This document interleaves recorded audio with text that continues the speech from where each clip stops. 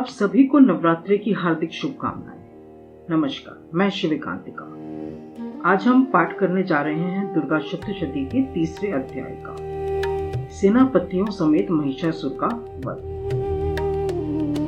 ऋषि बोले, असुरों की सेना को इस प्रकार तहस नहस होते देख महादैत्य सेनापति चिक्षुर क्रोध में भरकर अंबिका देवी के ऊपर इस प्रकार बाणों की बौछार करने लगा जैसे बादल मेरुगिरी शिखर पर पानी की धारा बरसा रहा हो।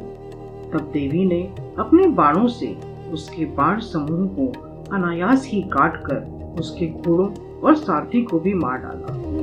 साथ ही उसके धनुष तथा अत्यंत ऊंची ध्वजा को भी तत्काल काट गिराया। धनुष कट जाने पर उसके अंगों को अपने बाणों से बींध डाला। धनुष, रथ, घोड़े और सारथी के नष्ट हो जाने पर वह असुर ढाल और तलवार लेकर देवी की ओर दौड़ा। उसने तेज धार वाली तलवार से सिंह के मस्तक पर चोट करके देवी की भी बाईं भुजा में बड़े वेग से प्रहार किया। राजन, देवी की बाहों पर पहुंचते ही वह तलवार खंड खंड होकर गिर पड़ी। फिर तो क्रोध से लाल आंखें किए उस राक्षस ने शूल हाथों में लिया और भगवती भद्रकाली के ऊपर चलाया। वह शूल आकाश से गिरते हुए सूर्यमंडल की भांति अपने तेज से चमक उठा। उस शूल को अपनी ओर आते देख देवी ने भी शूल का प्रहार किया। उससे राक्षस के शूल के सैकड़ों टुकड़े हो गए। साथ ही महादैत्य चिक्षुर की भी धज्जियां उड़ गईं और वह प्राणों से भी हाथ धो बैठा। महिषासुर के उस पराक्रमी सेनापति चिक्षुर के मर जाने पर देवताओं को पीड़ा देने वाला चामर असुर हाथी पर चढ़कर आया।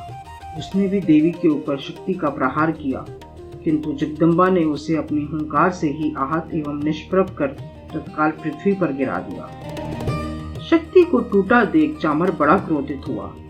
अब उसने शूल चलाया, किंतु देवी ने उसे भी अपने बाणों द्वारा काट डाला। इतने में ही देवी का सिंह उछलकर हाथी के मस्तक पर चढ़ बैठा और उस दैत्य के साथ खूब जोर का बाहु युद्ध होने लगा। वे दोनों लड़ते लड़ते हाथी से पृथ्वी पर आ गए और अत्यंत क्रोध में भरकर एक दूसरे पर बड़े भयंकर प्रहार करते हुए लड़ने लगे। तत्पश्चात सिंह बड़े वेग से आकाश की ओर उछला और उधर से गिरते समय उसने पंजों की मार से चामर का सिर धड़ से अलग कर दिया।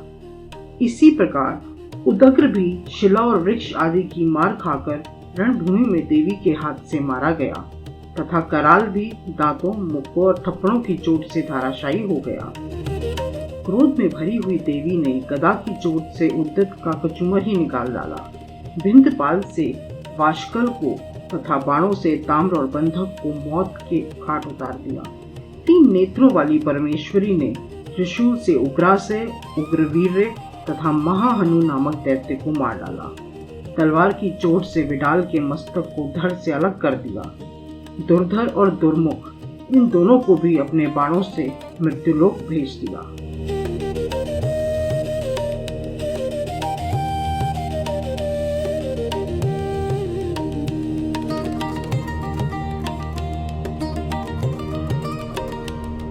इस प्रकार अपनी सेना का सर्वनाश होता देख महिषासुर ने भैंसे का रूप धारण करके देवी के गणों को त्रास देना आरंभ किया।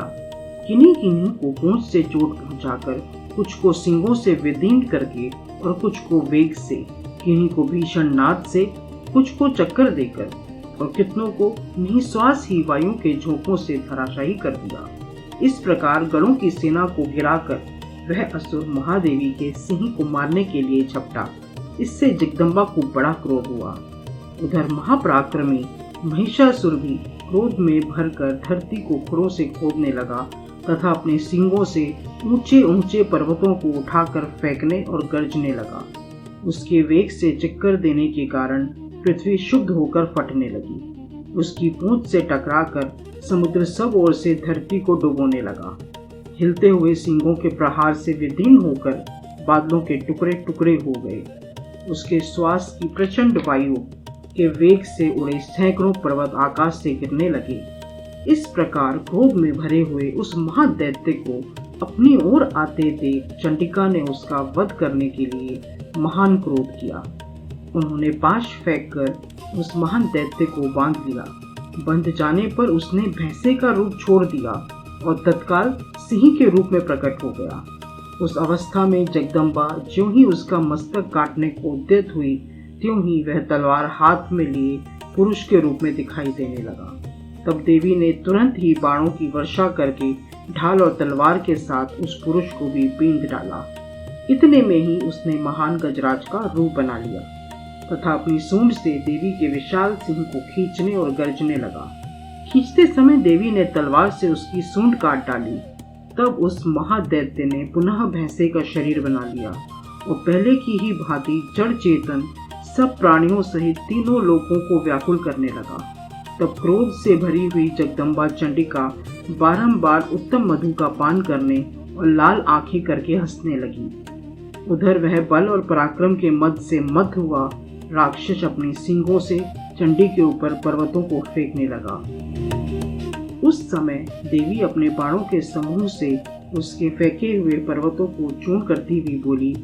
बोलते समय उनका मुख मधु के मद से लाल हो रहा था और वाणी लड़खड़ा रही थी। देवी ने कहा, ओ मूर्ख, मैं जब तक मधु पीती हूँ तब तक तू क्षण भर के लिए खूब गर्ज ले।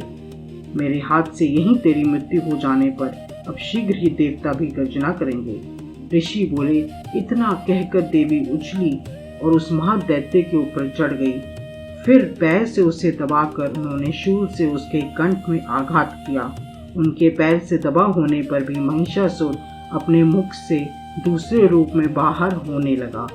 अभी आधे शरीर से ही वह बाहर निकलने पाया था कि देवी ने अपने प्रभाव से उसे रोक दिया। आधा निकला होने पर भी वह महादैत्य देवी से युद्ध करने लगा। तब देवी ने बहुत बड़ी तलवार से उसका मस्तक काट गिराया। फिर तो हाहाकार करती हुई दैत्यों की सारी सेना भाग गई तथा संपूर्ण देवता अत्यंत प्रसन्न हो गए। देवताओं ने दिव्य महर्षियों के साथ दुर्गा देवी की स्तुति की। गंधर्वराज गान करने लगे तथा अप्सराएं नाचने लगी। इति महिषासुरवध नामक 3रा अध्याय समाप्त।